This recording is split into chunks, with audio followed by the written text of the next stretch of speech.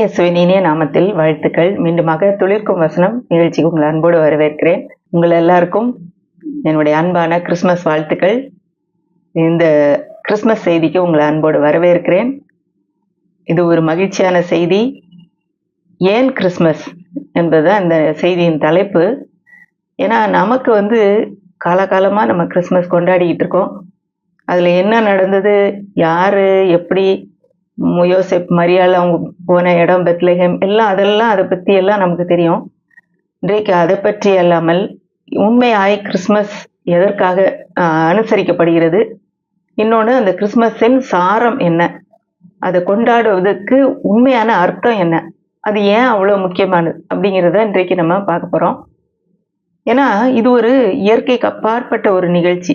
நம்ம ஒரு சாதாரணமாக ஒரு குழந்தை பிறக்கிறது அப்படின்ற மாதிரி அப்படியே நம்ம நினச்சிக்கிறோம். ஆனால் இது இயற்கைக்கு அப்பாற்பட்ட ஒரு மிக முக்கியமான ஒரு நிகழ்வு அப்படின்னு தான் ஆண்டவர் அதை பார்த்துருக்காரு. ஏன்னா அந்த கிறிஸ்மஸ், அதாவது இயேசு பிறப்பதற்கு முன்னாடி அவர் செய்த பல காரியங்கள், மனிதர்களோடு அவர் பேசின காரியங்கள், தூதர்கள் சொன்ன காரியங்களை பார்க்கும்போது அதில் அவர் வைத்திருந்த ஒரு மிக முக்கியமான உன்னதமான நோக்கம் நமக்கு விளங்கும். அதனால இந்த ஆரம்பத்திலேருந்து ஆண்டவர் இந்த இயேசு பிறப்பதை குறித்து மனிதர்களிடத்துல, குறிப்பாக சில மனிதர்களிடத்துல பேசினதை, அவங்ககிட்ட அந்த நியூஸை சொன்னதை, அதில் என்ன அவரை குறித்து, பிறக்க போகிற குழந்தை யார் என்பதை குறித்து என்ன சொல்லப்படுது என்பதை தான் இன்றைக்கு நம்ம பார்க்க போகிறோம். அதாவது முதல் ஒருவரை பார்க்க போகிறோம். இது யோசேப்பு. இந்த யோசேப்பு, மரியாள் என்ற இருவருக்கும் திருமணம் நிச்சயிக்கப்பட்டிருக்கிறது. யோசேப்பு கொஞ்சம் வயதில் முதிர்ந்தவர், மரியாள் மிகவும் ஒரு இளைய ஒரு டீனேஜர் அப்படிதான் சொல்கிறாங்க. அப்போ இந்த யோசேப்பிடம் தூதன் பேசுகிறார். இவருக்கு நேரடியாக தோன்றலை. அவருடைய சொப்பனத்திலே தூதன் தரிசனமாகிறார். ஒரு சொப்பனத்திலே சொல்லப்பட்ட செய்தியை ஒரு உண்மை என்று உணர்ந்து கொள்ளும் அளவுக்கு அவர் ஆவிக்குரிய ஒரு ஒரு நல்ல முதிர்ந்தவராக இருந்திருக்கிறார். தேவனோடு ஒரு தொடர்புள்ளவராக இருந்திருக்கிறார். அப்போ இவருக்கு என்ன சொல்லப்பட்டது? மத்தேயு 1:20. அவன் இப்படி சிந்தித்து கொண்டிருக்கையில், எதை சிந்திக்கிறான்? மரியாள் கர்ப்பவதியா இருக்கிறாள்னு கேள்விப்பட்ட உடனே அவளை தள்ளி விடணும் அப்படின்னு சொல்லி யோசிச்சுட்டு இருக்கான். கர்த்தருடைய தூதன் சொப்பனத்தில் அவனுக்கு காணப்பட்டு, தாவீதின் குமாரனாகிய யோசேப்பே, உன் மனைவியாகிய மரியாளை சேர்த்து கொள்ள ஐயப்படாதே. அவளிடத்தில் உற்பத்தியாய் இருக்கிறது பரிசுத்த ஆவியினால் உண்டானது. அவள் ஒரு குமாரனை பெறுவாள். அவருக்கு இயேசு என்று பெயரிடுவாயாக, ஏனெனில் அவர் தமது ஜனங்களின் பாவங்களை நீக்கி அவர்களை ரட்சிப்பார் என்றார். இந்த 2 வசனத்திலையும் பார்த்தீங்கன்னா அந்த குழந்தை யார் என்பதை குறித்த ஒரு காரியத்தை தூதன் யோசேப்புக்கு சொல்றாரு. இது இயேசுவானவர் பிறப்பதுக்கு முன்னாடியே நடக்கிற ஒரு செயல். இந்த இதுல சில காரியங்களை நம்ம பார்க்கிறோம். அந்த பிறக்க போகிற குழந்தை யார் என்பதை குறித்து சில காரியங்களை அந்த தூதன் சொல்றத பார்க்கிறோம். அவர் தமது ஜனங்களின் பாவங்களை நீக்குகிறவர். ஜனங்களின் பாவங்களை நீக்குகிறவர். பாவம் என்கிற ஒரு அடிமைத்தனத்துக்குள்ளே ஜனங்கள் இருக்கிறாங்க. அந்த பாவத்தை நீக்குகிறவர். எப்படி ஒரு அழுக்கு துணியை சோப் போட்டா போகுமோ, ஃப்ரெஷ் ஆகுமோ, அது புதுசு போல ஆகுமோ, சுத்தமாகுமோ, அது மாதிரி இந்த பாவம் என்கிற ஒரு பிடிக்குள்ளே கிடக்கிற மக்களை விடுதலை ஆக்குகிற ஒரு இரட்சகர் அவர், மீட்க வந்தவர் அப்படிங்கிறத சொல்றாரு தூதன் யோசேப்ட. இன்னொன்னு பாத்தீங்கன்னா அதே இதுல அடுத்த 2 வசனத்தை வாசிக்கிறேன். தீர்க்கதரிசியின் மூலமாய் கர்த்தராலே உரைக்கப்பட்டது நிறைவேறும்படி இதெல்லாம் நடந்தது. அவன் இதோ ஒரு கன்னியை கர்ப்பவதியாகி ஒரு குமாரனை பெறுவாள். அவருக்கு இம்மானுவேல் என்று பெயரிடுவார்கள் என்று சொன்னான். இம்மானுவேல் என்பதற்கு தேவன் நம்மோடு இருக்கிறார் என்று அர்த்தமாம். இதுலயும் பாருங்களேன், அடுத்த 2 வசனத்திலையும் என்ன நடக்குது? அந்த தூதன் சொன்னதுக்கு ஒத்த 2 வசனங்கள் அது ஏசாயால இருந்து எடுத்து சொல்லப்படுது. என்னன்னா, அவருக்கு இம்மானுவேல் என்று பெயரிடுவார்கள். இம்மானுவேல் என்றால் தேவன் நம்மோடு இருக்கிறார் என்று அர்த்தமாம். அப்போ அவர் பாவங்களை நீக்கி ரட்சிக்கிறவர் மட்டுமல்லாமல் தேவன் நம்மோடு இருக்கிறார் என்பதை உறுதிப்படுத்துவதற்காக இந்த குழந்தை கொடுக்கப்பட்டது. தேவன் நமக்கு எதிராளியாக இருப்பவர் அல்ல, நமக்கு எதிரிட்டு நிற்கிறவர் அல்ல, எதிர்பார்ட்டி கிடையாது. நம் பட்சத்துல இருக்கிறவர், நம்மோடு இருக்கிறவர். நம்ம கூட இருக்கிறவர் என்பதை காட்டுவதற்காக பிறந்தவர் அவர் என்பதை, அந்த குழந்தை காட்ட வந்த குழந்தை என்பதை இந்த யோசேப்பிடம் தூதன் சொல்றான்.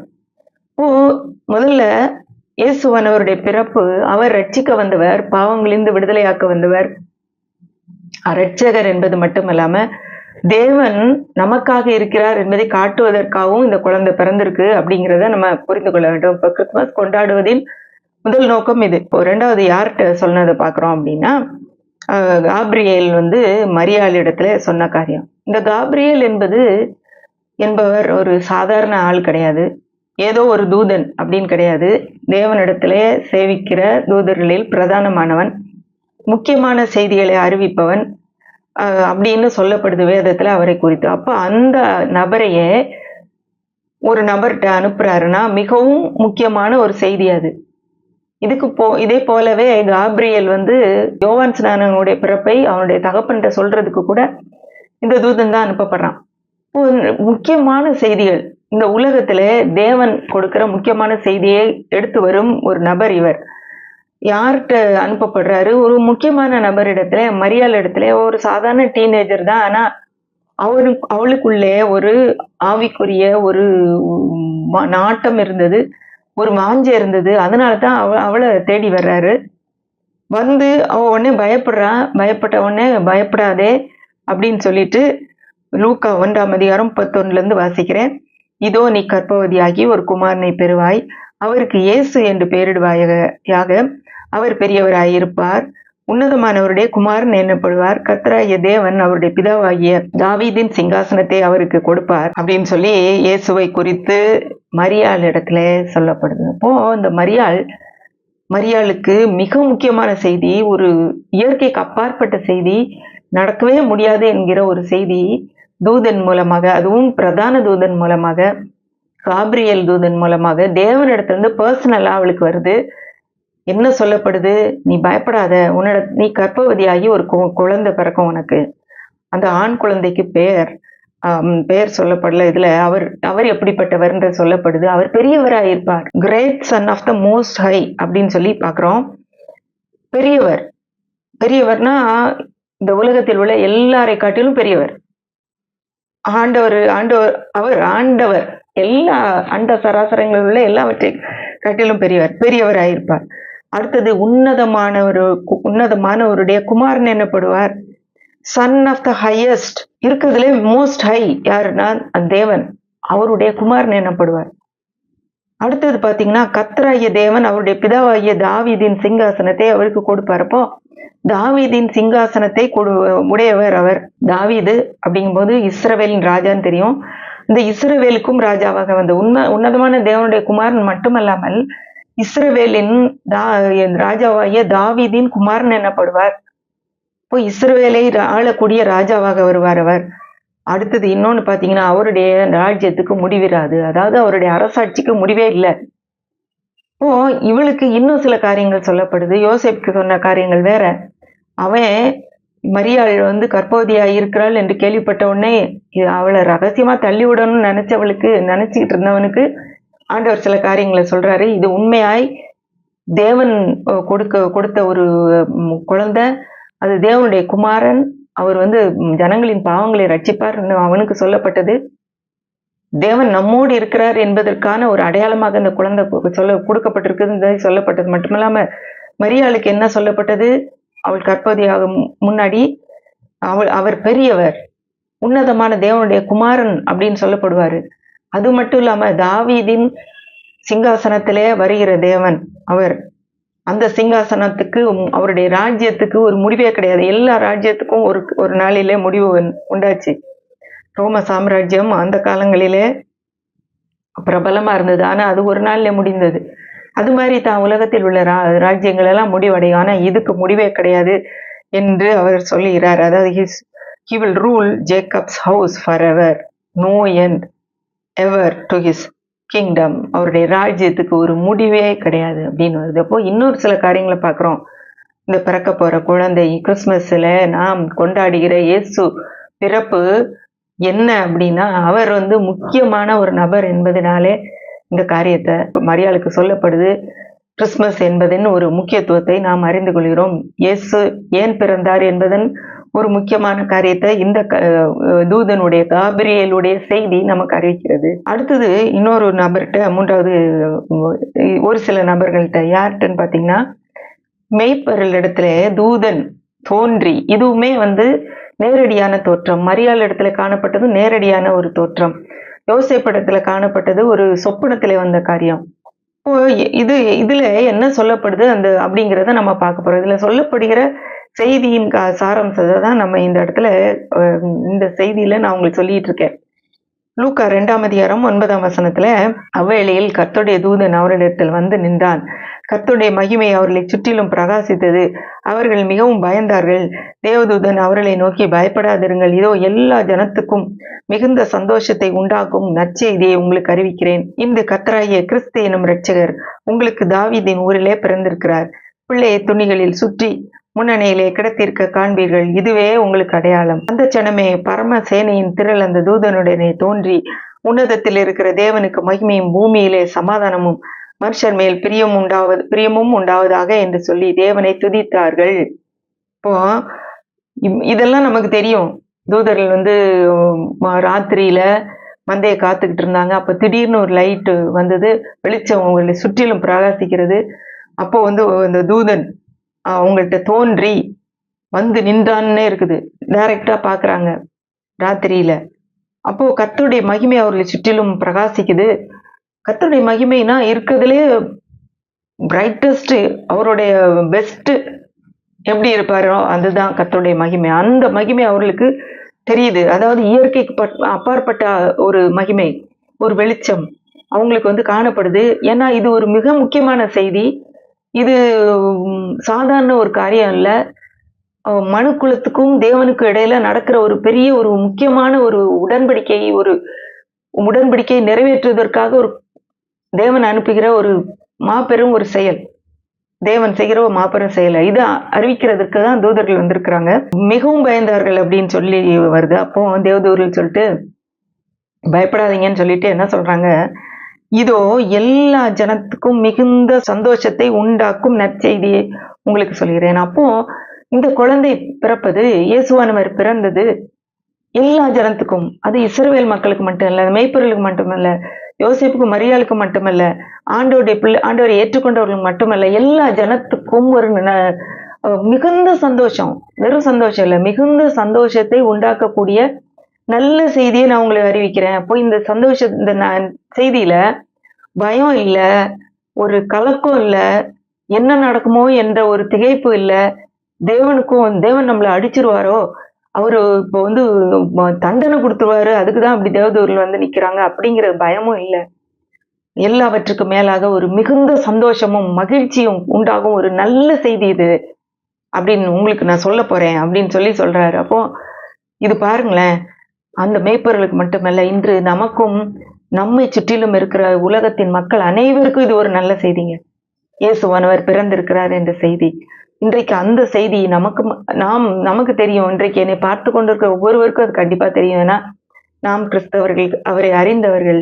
நமக்கு அது நல்ல செய்தியா தான் இருக்குது. நம்ம கிறிஸ்துமஸை கொண்டாடுகிறோம், பலகாரங்களை செய்யறோம், கேக்கு வெட்டுறோம், கேக்க சாப்பிட்றோம், மற்றவங்களுக்கு கொடுக்குறோம். ஆனா இந்த செய்தி சந்தோஷமான செய்தி மற்றவர்களுக்கு அறிவிக்கப்படுதா?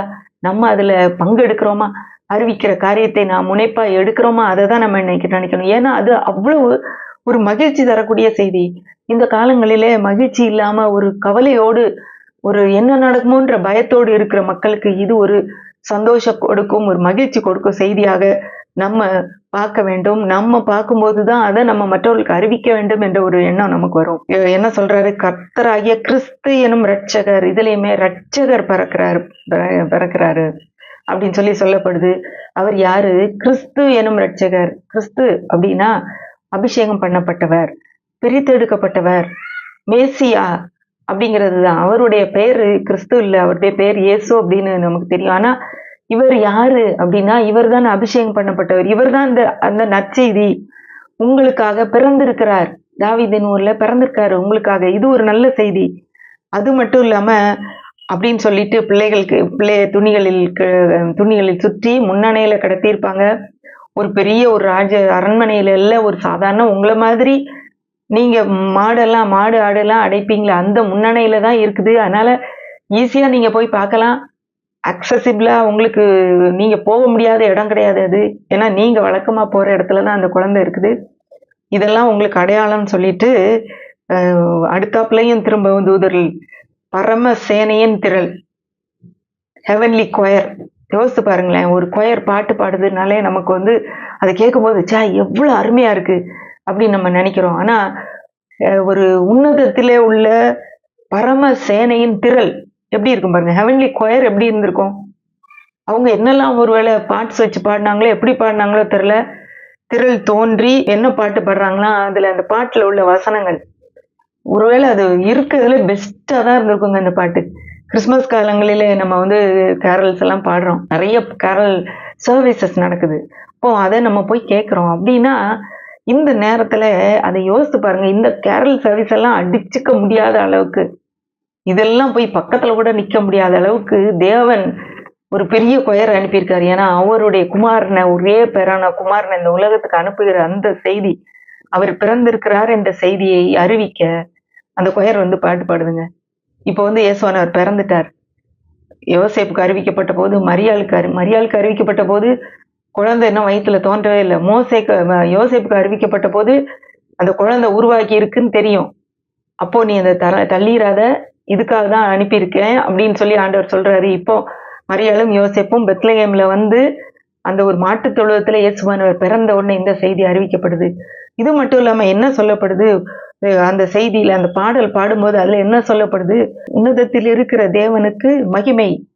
பாருங்களேன், தேவனுக்கு இது ஒரு மகிமையான காரியம். அவருடைய அவருக்கு இதன் மூலமாக மகிமை உண்டாகுது. இந்த பிறப்பின் மூலமாக பூமியிலே சமாதானம். நம்ம நினைக்கிறோம் பூமியிலே சமாதானம் அப்படின்னோடனே, இயேசுவானவர் பிறந்த உடனே எல்லா இடத்துலயும் சமாதானம் நிலவிருச்சா? அதை யோசித்து பாருங்க. இன்றைக்கும் சமாதானம் இல்லையே. இன்றைக்கும் மனுஷர்களுக்குள்ளே பிரிவினையும் சண்டையும் போர்களும் நடந்து கொண்டு இருக்குதே. அப்போ பூமியிலே சமாதானம் அப்படின்னா glory to God, peace on earth அப்படின்னு வருதே. அப்படின்னா என்ன அர்த்தம்? தேவனுக்கும் நமக்கும் இப்ப சண்டை இல்லைங்க, பகை இல்லை. தேவனும் நம்மளும் சமாதானமாய் இருக்கிறோம் என்று காட்டுவதற்காக தான் இயேசு உலகத்துக்கு அனுப்பினார். ஏன்னா மனுஷனுக்கு தெரியல, அவங்க வந்து நினைச்சுக்கிட்டே இருக்காங்க தேவனும் நம்மளும் பகையாதான் இருக்கிறாங்கன்னு பயந்து அவருக்கு ஒளிஞ்சுக்கிட்டு இருக்காங்க. ஏன்னா மனுஷங்களுடைய பாவத்துக்கு ஒரு பரிகாரமே இல்லை, ஒரு பாவத்துக்கான ஒரு நிவாரணமே இல்லை. ஒரு சாதாரண ஒரு ஆட்டுக்குட்டியுடைய ஒரு பலியை கொடுக்கும்போது பாவம் நிவர்த்தி ஆகிறதுக்கு வாய்ப்பே இல்லைங்க. அதைத்தான் இதுல குறிப்பிடுறாங்க, பூமியிலே சமாதானம். இப்போ வந்து ஆண்டவர் இயேசுவை அனுப்புனதன் மூலமாக மனுஷங்களுக்குள்ளே மனுஷனுக்கும் தேவனுக்கு இடையில சமாதானம் உண்டாகுதுங்க. அடுத்து மனுஷர் மேல் பிரியமும் உண்டாகுது. ஏற்கனவே இருக்கிற பிரியம்தான். இந்த பிரியம் மனுஷரையும் தேவனையும் பிரிக்கிற அந்த பாவத்துக்கான ஒரு நிரந்தர சொல்யூஷன், ஒரு நிரந்தர தீர்வு உண்டாகுது இவருடைய பிறப்பின் மூலமாக பாட்டு பாடுறாங்க. உன்னதத்திலே இருக்கிற தேவனுக்கு மகிமை உண்டாகும், பூமியிலே சமாதானம் உண்டாகுது. என்ன சமாதானம்? மனுஷருக்கும் இடையில இன்னும் சமாதானம் வரல, அது வரும், நிலைநாட்டப்படும். ஆனா தேவனுக்கும் மனுஷருக்கும் இடையில சமாதானமும் மனுஷர்கள் மேல் தேவனுடைய பிரியமும் காணப்படுது அப்படிங்கிறதனுடைய வெளிப்பாடாக வந்தவர் இவர். இதுதான் இந்த கிறிஸ்துமஸ் நமக்கு உணர்த்தது. தூதர்கள் வந்து பாட்டு பாடினது இதைத்தான் சொல்றாங்க. தேவதூதர்கள் ஒரு சந்தோஷமும் ஒரு மிகுந்த சந்தோஷத்தை உண்டாக்கும் நல்ல செய்தியை சொல்றேன்னு சொல்லிட்டு, உங்களுக்காக ஒரு இரட்சகர் பிறந்திருக்கிறாரு. கிறிஸ்து, அவர் அபிஷேகம் பண்ணப்பட்ட மேசியா என்னும் இரட்சகர் பிறந்திருக்காரு. அவர் பிறப்பதன் மூலமாக தேவனுக்கு மகிமை உண்டாகுது, பூமியிலே சமாதானம், மனுஷர் மேல் பிரியம் உண்டாகுதுன்னு பாட்டு பாடுறாங்க. அடுத்து இன்னொரு நபரும் இதை குறித்து பேசுகிறார். இவங்க எல்லாம் வந்து நம்ம கிறிஸ்துமஸ் காலங்களிலே தியானிக்கிற நபர்கள். அதாவது யோசேப்பு, மரியாள், தேவதூதர்கள், மேய்ப்பர்கள். இப்போ இன்னொரு நபர், இது சிமியோன் என்கிற ஒரு நபர். இது வாசிக்கிறேன், லூக்கா 2ஆம் அதிகாரம் 25ஆம் வசனத்துல இருந்து வாசிக்கிறேன். அப்பொழுது சிமியோன் என்னும் பெயர் கொண்ட ஒரு மனுஷன் எருசலேமில் இருந்தான். அவன் நீதியும் தேவபக்தியும் உள்ளவனாய் இஸ்ரவேலின் ஆறுதல் வர காத்திருக்கிறவனாயும் இருந்தான். அவன் மேல் பரிசுத்த ஆவி இருந்தார். கர்த்தருடைய கிறிஸ்துவை நீ காணும் முன்னே மரணமடைய மாட்டாய் என்று பரிசுத்த ஆவியினால் அவனுக்கு அறிவிக்கப்பட்டும் இருந்தது. புறஜாதிகளுக்கு பிரகாசிக்கிற ஒளியாகவும் உம்முடைய ஜனமாகிய இஸ்ரவேலுக்கு மகிமையாகவும் தேவரீர் சகல ஜனங்களுக்கு முன்பாக ஆயத்தம் பண்ணின உம்முடைய இரட்சணியத்தை என் கண்கள் கண்டது என்றான். நல்ல மனுஷன் அவன் இஸ்ரவேலுக்கு ஒரு ரட்சிப்பு வர காத்திருந்தவனா, தேவபக்தி உள்ளவனா, உண்மை உள்ளவனா, அவன் மேல் பரிசுத்த ஆவியானவர் இருந்தாரா. அந்த மனுஷன் இப்போ இயேசுவானவர் கொஞ்சம் வளர்ந்து ஒரு குழந்தையாக எடுத்துட்டு போய் பலி செலுத்துறதுக்காக போறாங்க. அவங்களுடைய பெற்றோர் ஆலயத்துக்கு போறாங்க. அங்க நடக்கிற ஒரு நிகழ்ச்சி தான் இது. எருசலேமில் உள்ள தேவாலயத்துல நடக்கிற நிகழ்ச்சி. இது கொஞ்ச நாள் கழிச்சு, அந்த குழந்தையை பிறந்து கொஞ்ச நாள் கழிச்சு இப்ப கொண்டு போன உடனே இந்த குழந்தையை அந்த சிமியோன் கையில வாங்கிட்டு சொல்றான். அவனுக்கு ஏற்கனவே தேவன் கொடுத்திருந்த வாக்கு என்ன? கர்த்தருடைய கிறிஸ்துவை நீ காணும் முன்னே மரணம் அடைய மாட்டார். நீ சாகுறதுக்கு முன்னாடி கிறிஸ்துவ பாப்ப, அபிஷேகம் பண்ணப்பட்ட மேசியாவை பாப்பன்ற அந்த வாக்கு தத்தம் அவனுக்குள்ளே இருந்தது. அந்த வாக்கு தத்தத்தை நிறைவேறுவதற்காக காத்துக்கிட்டு இருந்தவன் இன்றைக்கு யோசித்து பாருங்க. ஒரு சாதாரண ஒரு கணவனும் மனைவியும் ஒரு குழந்தைய கொண்டு வர மாதிரி அவங்க உள்ள வர்றாங்க. ஆனா இவனுக்கு தெரியுது இதுதான் மேசியா. உடனே அந்த குழந்தைய வாங்கிட்டு என்ன சொல்றான்? இவன் மூலமாக இந்த குழந்தை குறித்து சொல்லப்படுகிற சில காரியங்களை பாருங்க. புறஜாதிகளுக்கு பிரகாசிக்கிற ஒளியாகவும், அதாவது இந்த குழந்தை இஸ்ரவேல் மக்களுக்கு மட்டுமல்ல புறஜாதிகளுக்கும் ஒளியாக பிரகாசிக்கிற ஒரு ஒளியாக இருக்கும். இன்றைக்கு நம்ம எல்லாம் புறஜாதிகள் என்று இயேசுவை அறிந்திருக்கிறோமே, அவருடைய பிள்ளைகளா மாறி இருக்கிறோமே, அவருடைய பிரகாசத்தினாலே நாம் ஒளி பெற்றிருக்கிறோமே. அடுத்தது உம்முடைய ஜனமாகிய இஸ்ரவேலுக்கு மகிமையாகவும். அவன் சொல்றான் இஸ்ரவேலுக்கு இது ஒரு பெரிய மகிமை. ஏன்னா யூதர்கள் வழியாக இஸ்ரவேலின் வழியாக ரட்சிப்பு வந்திருக்கிறது போது ஒரு பெரிய மகிமையாக அது இருந்தது. மகிமையாக இவர் பிறந்திருக்கிறார். அந்த குழந்தைய பத்தி சொல்றான், இயேசுவை பத்தி. அடுத்தது தேவரீர் சகல ஜனங்களுக்கு முன்பாக ஆயத்தம் பண்ணின உம்முடைய இரட்சணியம். இந்த குழந்தை தான் சாதாரணமா தான் இருக்குது, ஒரு குழந்தையோட பிறப்பு தான். ஆனா இதுதான் இரட்சண்யம், ஒரு ரட்சிப்பு. இவர் தான் இரட்சகர். இது சகல ஜனங்களுக்கு முன்பாக நீர் ஆயத்தம் பண்ணின இரட்சகர் இவர் என்பதை கையில தூக்கிட்டு அதை நான் என் கண்கள் கண்டது அப்படிங்கிறான். ஒருவேளை மரியாளுக்கு யோசேப்புக்கு இது என்னன்னே புரிஞ்சிருக்காது. அவங்களுக்கு ஏற்கனவே சொல்லப்பட்ட காரியங்கள்லாம் அவங்க மனதுலதான் இருக்குது. தேவதூதர்ல மெய்ப்பொருள் பார்த்த காரியங்கள்லாம் மனதுல இருக்கு. இப்ப அது மட்டும் இல்லாம இன்னொரு கன்ஃபர்மேஷன், இவர் தான் அந்த இரட்சகர்.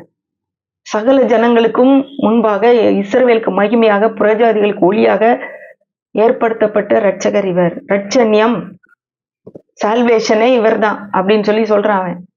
இப்ப சிமியோன் மூலமாகவும் சொல்லப்படுது. அடுத்து இன்னொரு நபரையும் பார்ப்போம். ஐந்தாவதாக அன்னாள் என்கிற ஒரு பெண் மூலமாக, அதாவது லூக்கா 2ஆம் அதிகாரம் 36ஆம் வசனம் 37ஆம் வசனத்தை வாசிக்கிறேன். ஆசேருடைய கோத்திரத்தாலும் பானுவேலு குமாரத்தியுமான அன்னாள் எனும் ஒரு தீர்க்கதரிசி இருந்தாள். அவள் கன்னி பிராயத்தில் விவாகமானது முதல் 7 வருஷம் புருஷனுடனே வாழ்ந்தவளும் அதிக வயது சென்றவளுமாய் இருந்தாள். ஏறக்குறைய 84 வயதுள்ள அந்த விதவை தேவாலயத்தை விட்டு நீங்காமல் இரவும் பகலும் உபவாசித்து ஜெபம் பண்ணி ஆராதனை செய்து கொண்டிருந்தாள். இவளை பத்தி சொல்லப்படுற காரியங்களை யோசித்து பாருங்க. 84 வயசு ஒரு அம்மா, விதவை. அவங்க 7 வருஷம்தான் கணவனோட வாழ்ந்திருக்காங்க. அதுக்கு பிறகு விதவை ஆயிட்டாங்க.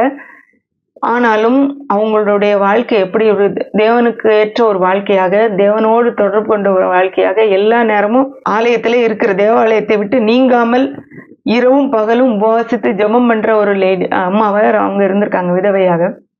இப்போ பாருங்களேன், அவங்க இப்படிப்பட்ட ஒரு அம்மா, அவங்களும் இந்த குழந்தைய கொண்டு வர்ற டைம்ல அவங்களும் அந்த இடத்துல இருந்து என்ன சொல்றாங்களா, அவளும் அந்த நேரத்திலே நின்று, சிமியோன் பேசுற அதே நேரத்துல இவளும் வந்துடுறா. நின்று கர்த்தரை புகழ்ந்து எருசலேமிலே மீட்புண்டாக காத்திருந்த யாவருக்கும் அவரை குறித்து பேசினாள். சிமியோன் வர்றாரு, இங்க அன்னாள் வர்றா. என்ன சொல்றா, யாரெல்லாம் எருசலேமிலே மீட்பு உண்டாக வேண்டும் காத்திருந்தாங்களோ, உண்மையாய் இரட்சகர் வர வேண்டும் என்று காத்திருந்தாங்களோ, அவங்களுக்கு உண்மையா புரிஞ்சிச்சோ என்னோ தெரியல. மீட்பு உண்டாகணும்னா ஒருவேளை இந்த ரோமர் ஆட்சியிலிருந்து நம்மளை மீட்க போறாருன்னு நினைச்சாங்களா என்னன்னு தெரியல. ஆனா அவங்களுடைய புரிதலுக்கு ஏற்றாற் போல அந்த நேரத்துல ஆண்டவர் இயேசு ஒரு இரட்சகர் என்பதை அவங்க சொல்லியிருக்கிறாங்க. அந்த நேரத்துல விடுதலை கொடுப்பாருன்னு நினைச்சாலும் சரி, ஒருவேளை இனிமேல் அவர்தான் மேசியா, அந்த உலகத்தின் ரட்சகர் என்பதை சிமியோன் பேசுறான். இவளும் அதே ஒரு லைன்ல தான் பேசிப்பான்னு நான் நினைக்கிறேன். சுற்றில இருந்தவங்க தான் எப்படி புரிஞ்சுக்கிட்டாங்களோ தெரியல. ஆனா அவர்தான் மீட்பர் என்பதை அவங்க 2 பேரும் சொல்றாங்க. நீங்க காத்திருந்தவர் இவர்தாங்க, வந்துட்டார். இப்போ இந்த குழந்தைய பத்தி இன்னும் சில காரியங்களை நம்ம பார்க்கலாம். இயேசுவானவரே தான் எதற்காக வந்தேன்னு சொல்றாரு. இந்த வசனம் நமக்கு எல்லாருக்குமே தெரியும். யோவான் 3:16 தேவன் தம்முடைய ஒரே பேரான குமாரனை விசுவாசிக்கிறவன் எவனோ அவன் கெட்டு போகாமல் நித்திய ஜீவனை அடையும்படிக்கு அவரை தந்தருளி இவ்வளவாய் உலகத்தில் அன்பு கொண்டார். பாருங்களேன், தேவன் தன்னுடைய ஒரே பேரான குமாரனை எதுக்காக அனுப்பினார்? இப்ப பார்த்த அந்த குழந்தைய எதுக்காக அனுப்பினாரா? கெட்டு உலகத்தை விசுவாசிக்கிற யாரும் கெட்டு போகாமல் நித்திய ஜீவனை அடைவதற்காக.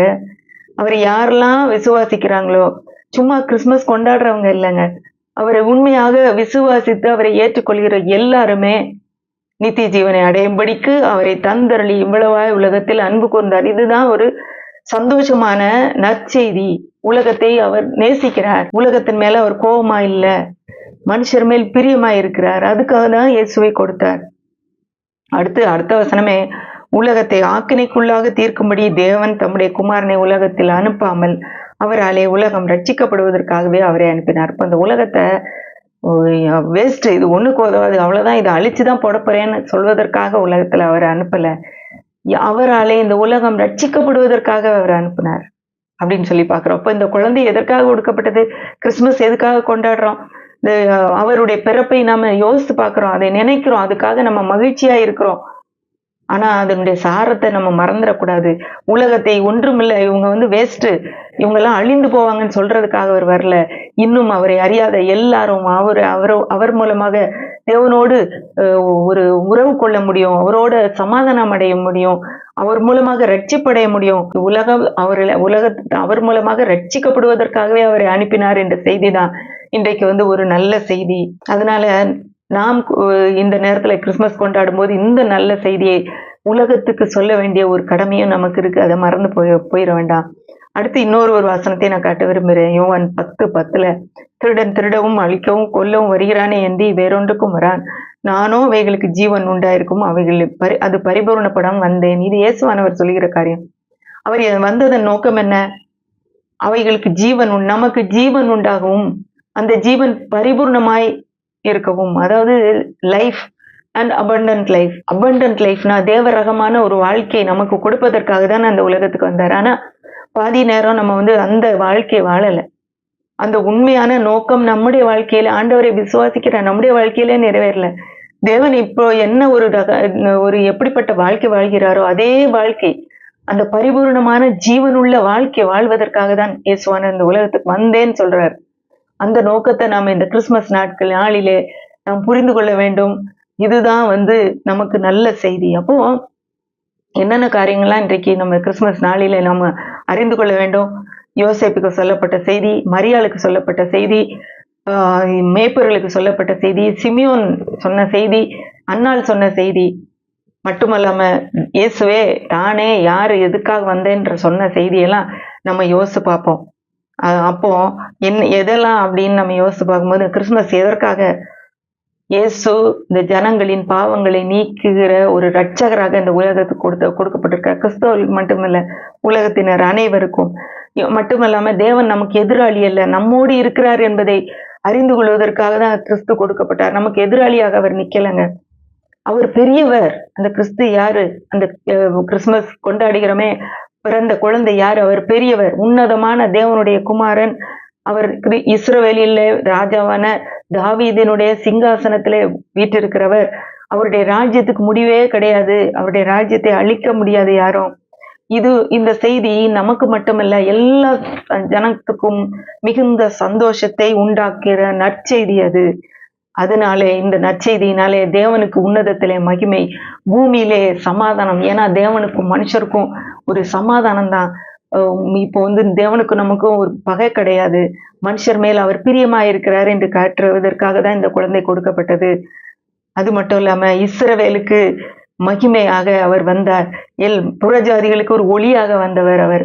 சகல ஜனங்களுக்காக ஆயத்தம் பண்ணப்பட்ட ஒரு இரட்சணியம் அவர். மீட்புக்காக யாரெல்லாம் ரட்சிப்பு வேண்டும்னு காத்திருக்காங்களோ அவர்களுக்கு இவர் நல்ல செய்தி. நம்ம கெட்டு போகாம, அழிந்து போகாம, நித்தியமான ஜீவனை அடைய வேண்டும் என்றால் அதற்கு ஒரே வழி இவர். இதுக்குதான் இந்த கிறிஸ்துமஸ் கொண்டாடுகிறோம். நமக்குள்ளே இருக்கிற ஜீவன் பரிபூர்ணமாய் நாம் தேவரகமான வாழ்க்கை வாழ்வதற்கு இவரே வழி. இந்த நற்செய்தி கிறிஸ்துமஸ் காலங்களிலே கிறிஸ்துமஸ் கொண்டாடுகிற நமக்கும் உரியது. நாம் சந்திக்கிற ஒவ்வொரு நபர்களுக்கும் உரியது. இதை நம்ம மறந்து போகாம மற்றவர்களோட பகிர்ந்து கொள்வோம். உங்களுக்கு என்னுடைய அன்பான கிறிஸ்துமஸ் வாழ்த்துக்கள். Happy Christmas. God bless you.